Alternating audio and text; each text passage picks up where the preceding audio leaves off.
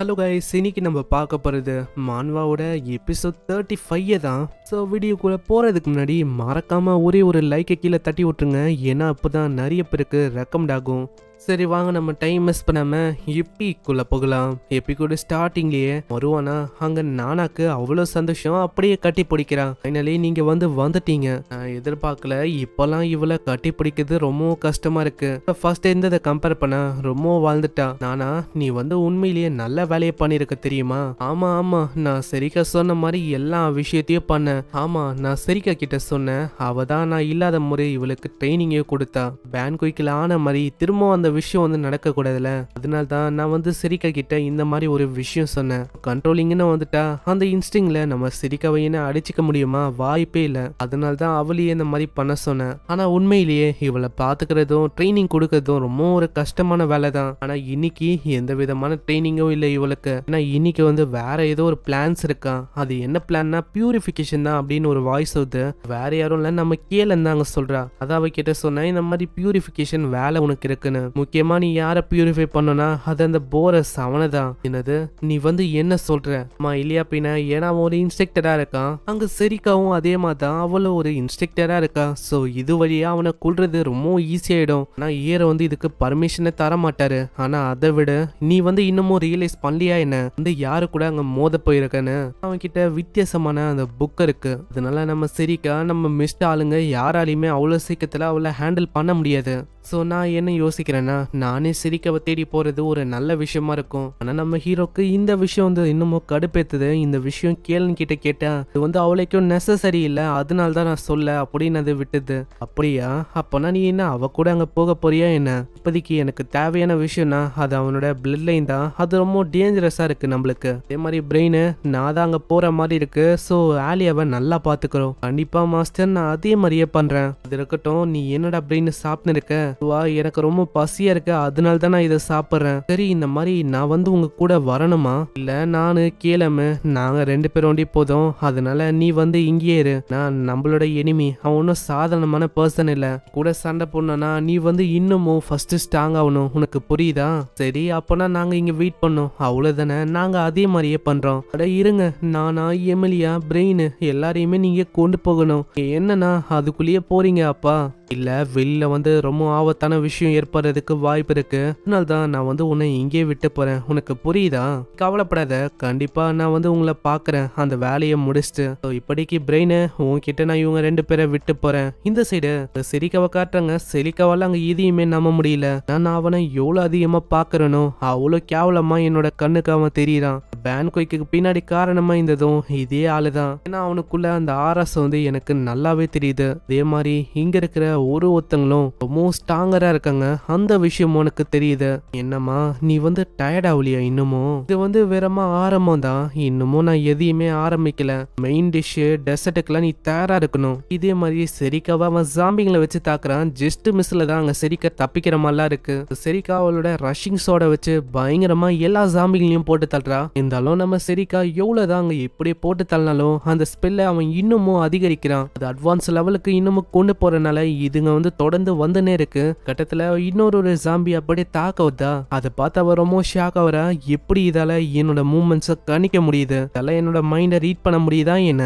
அதே மாதிரி இதுங்களை பார்க்கும் போதே தெரியுது இதுக்குள்ள இருக்கிற அந்த மானா இது ரொம்ப பயங்கரமா இருக்கு. அதனால தான் இதுக்கு இந்த அளவுக்கு பயங்கரமான ஸ்ட்ரென்த் இருக்கு. அதே மாதிரி இதுங்க ஒன்னும் ஆர்டினரியான ஜாம்பிஸும் இல்ல. அங்க போரஸ் சொல்றான், என்னம்மா கண்ணு, நல்லா எதுவுமே பண்ண முடியல போல, இப்போ டைம் வந்திருக்கு, நீ சாகணும். நல்லா அங்க ஒரு ஸ்பெல்ல போடுறான். அந்த புக்கோட ஒரு பெரிய உருவம் அப்படியே அவளை தாக்குது. யோசிச்சு பார்க்கல, உன்னோட ஜாம்பிங்க அந்த படம் ரொம்ப டிஃப்ரெண்டா இருக்கு. நான் அதுங்களால மானாஸை அப்படியே ட்ராக் பண்ண முடியுது. மத்த ஆர்டினரியான ஜாம்பிங்களை கம்பேர் பண்ணா இதுங்க ரொம்ப வித்தியாசமா இருக்கு. காரணம் கிட்ட இருக்கிற அந்த வித்தியாசமான அந்த புக்கோட பவர் தானே அது. அதனால அதுங்கக்குள்ள இருக்கிற அந்த மானாவை சென்ஸ் பண்ண முடியுது. டிவைனான ஒரு வெப்பன் மாதிரி தான் எனக்கு தெரியுது. எதிர்பார்க்கலப்பா இந்த அளவுக்கு உனக்கு அறிவு இருக்கும்னு. காம்பேக்ட்ல ஒண்டிதான் நீ இந்த அளவுக்கு பயங்கரமா இருப்பேன்னு நினைச்சேன். ஆனா உனக்கு நிறைய விஷயம் தெரிஞ்சிருக்கு. உனக்கு ஏகப்பட்ட நாலேஜும் இருக்கு. இப்படி உன்னால இப்படி எல்லாம் பண்ண முடியுது. ஏதோ ஒண்ணு நான் உனக்கு காட்டணும்ல, மாதிரி என்னால என்ன பண்ண முடியும்னு. திரும்பவும் ஏகப்பட்ட ஜாம்பிஸ் செம்மன அயனே இருக்கு, இதுக்கு எந்த விதமான ஷார்டேஜும் இல்லவே இல்லை. இது கேட்டு அங்க இன்னமும் இவ கடுப்பாகிறா. அங்க வேற வழி இல்லாம அவளோட சீக்ரெட் டெக்னிக்கை அவ ஆக்டிவேட் பண்றா. இதனால ஒரு மிகப்பெரிய உருவம் அங்க அப்பியர் ஆகுது. இதை பார்த்து அவன் ரொம்ப ஆச்சரியமா வரான். எப்படி இவளால இதை பண்ண முடியுது, இந்த டெக்னிக் எப்படி அவளுக்கு தெரியும்? அதே மாதிரி அவளோட மானா அது ஃபர்ஸ்ட் பார்த்ததை விட இப்போ ரொம்ப கம்ப்ளீட்டா டிஃபரெண்டா இருக்கு. இதே மாதிரி அங்க மத்த ஜாம்பிஸும் தாக்க வருமா, ஒரே ஒரு பஞ்சு தான் அங்க இருக்கிற எல்லாத்தையுமே அது பறக்க விட்டு ஒன்னு ரெண்டுங்க கையில ஏறுமா, அதுங்களையும் அதோட ஸ்பைக்ஸை வச்சு கொள்ளுது. எதிர்பார்க்கல இந்த அளவுக்கு நீ ஒரு பயங்கரமான மிருகமா உன்னோட மானவ மாத்துவன. எப்படி பார்த்தாலும் இது டெம்பரவரியா ஒரு விஷயம் ஒண்டிதான். கடைசியில உன்னோட உடம்புல இப்போ ஒரு மானா இல்ல, எல்லாமே அப்படியே காணாம போயிடுச்சு. சிம்பிளா சொன்னா உன்னால ஒரு ஸ்பெல்ல கூட போட முடியாது. இந்த டிசிஷன் இது உண்மையிலேயே ஒரு முட்டாள்தனம் தான் நான் சொல்லுவேன். இன்னொரு ஸ்பெல் அவன் போட போவானா, திடீர்னு நம்ம செரிக்கா பின்னாடி வரா. இதை பார்த்து அவன் ரொம்ப ஷாக் ஆகுறான். நம்ம செரிக்கா பின்னாடி வந்ததை அவன் சுத்தமா பார்க்கல. இப்படி மானாவே இல்லாம இவளால இந்த அளவுக்கு மூமெண்ட்டை கொடுக்க முடியுது. என்ன மானா இல்லாம இந்த மாதிரி ஒரு மூமெண்ட்டை பார்த்து திகச்சு போயிட்டியோ? பேரியரை உருவாக்கி எப்படி அங்க தப்பிக்கிறான். தாக்க வந்தாலும் அந்த பேரியரை வச்சுதான் அவன் தப்பிக்கிறான்.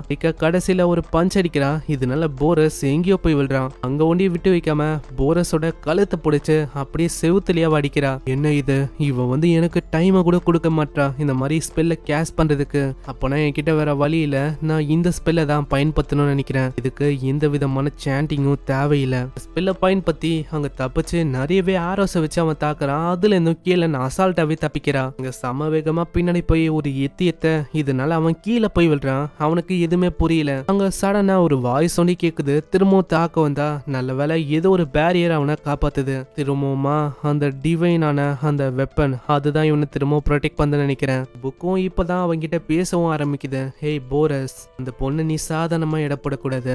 நான் என்ன நினைச்சேன்னா வெறுமா இயரோட ஒரு ஃபாலோவர் அப்படின்னு தான் நான் யோசிச்சேன். அப்புறம் தான் எனக்கு புரிய வந்தது அவளுக்கு நிறையவே ஸ்கில்ஸும் இருக்குன்னு. அட்லீஸ்ட் அவ எக்ஸிக்யூட்டிவா இருப்பா, இல்ல அதுக்கும் மேல ஒரு பதவியில இருக்கான்னு நினைக்கிறேன். இந்த மாதிரி ஒரு நிலைமையில அவளை ஃபேஸ் பண்றது ரொம்ப ஒரு கஷ்டமான விஷயம். போரஸை பார்த்து அவ இன்னமும் ஆச்சரியமாறா. ஏன்னா போரஸோட வாயிலேருந்து பிளாக் கலர்ல பிளட் வருது. இல்லையா அவளுக்கு தெரிஞ்சு போயிது இவன் கின்னு ஒரு மெம்பர்ஸோட குழு இருக்கு, அதுலதான் அவங்களோட ரத்தம் கருப்பா இருக்கும், அதுல இருக்க ஒரு மெம்பர் தானே. அதனால தான் என்ன அவளுக்கும் அடிப்படாம பார்த்துப்பேன். இப்போ இது எனக்கு பிரச்சனையா இருக்கு. இப்போதான் புரியுது அந்த கின் உங்களோட மெம்பர்ஸ் அவங்களால ஒண்டிதான் பேன்குயிக் ஆஃப் பிளேட் அந்த மெசகன் அந்த எத்துல ஸ்டோன்ஸை உருவாக்க முடியும். ஆனா இதுக்கு பின்னாடி மாஸ்டர் மைண்டா இருந்தது நீ தானா? உன்னை நான் விட போதில்ல. பரவாயில்லையே, நான் எதிர்பார்க்கல நீ என்ன கண்டுபிடிச்சிட்டியோ. நான் ஒரு கஷ்டமான விஷயமா இருக்கு, என்னால இதுக்கு மேல இங்க ஒர்க் பண்ண முடியாது. சோ நான் உன்னை திரும்பவும் அப்புறமா சந்திக்கிறேன். அது அப்புறமாவா? நான் ஒன்னும் உன்னை விட போதில்ல. அப்படியே அந்த மாஸ்டரை வச்சு அவன் தாக்குறதுக்கு வரான். அந்த புக்கும் சொல்லுது, அடச்சே இவ என்ன இந்த அளவுக்கு ரொம்ப அனோயிங்கா இருக்கா. ஃபெமிலியரை நான் மாந்து போயிட்டேன், இதை வேற இவ சமன் பண்ணி தொலைஞ்சு வச்சிருக்கா. இப்போ நம்மளால இதனாலேயே வெளியிலயும் போக முடியல. இந்த செயின்ஸும் இல்லைன்னா நம்மளால அசால்ட்டா தப்பிக்க முடியும். திடீர்னு நம்ம செரிக்காக்கு யாரோ ஒருத்தங்க இந்த டைமென்ஷனுக்குள்ள வர மாதிரி ஃபீல் ஆகும். அப்புறம் தான் அவளுக்கு புரியுது அது வேற யாரும் இல்ல, நம்ம ஹீரோ தானே. பயங்கர வேகமா இந்த இடத்துக்கு தாக்குறான். இங்கே இந்த எபிசோட முடியுது. பார்க்கலாம் இதுக்கப்புறம் என்ன ஆகுதுன்னு. இப்பதான் நம்ம ஹீரோவோட ஆட்டமே ஆரம்பிச்சிருக்கான். அவன் இப்பதான் என்ட்ரியை கொடுத்துருக்கான். இதுக்கப்புறம் தான் நம்மளுக்கு தெரியும் என்ன ஆக போகுதுன்னு. மறக்காம ஒரே ஒரு லைக் தட்டி விட்டுருங்க. அதே மாதிரி இது வரைக்கும் நம்ம சேனலுக்கு சப்ஸ்கிரைப் பண்ணலையா, சப்ஸ்கிரைப் பண்ணிக்கோங்க. நான் உங்களை நெக்ஸ்ட் எபிசோட்ல சந்திக்கிறேன். தேங்க்யூ ஃபார் வாட்சிங். சயனரா.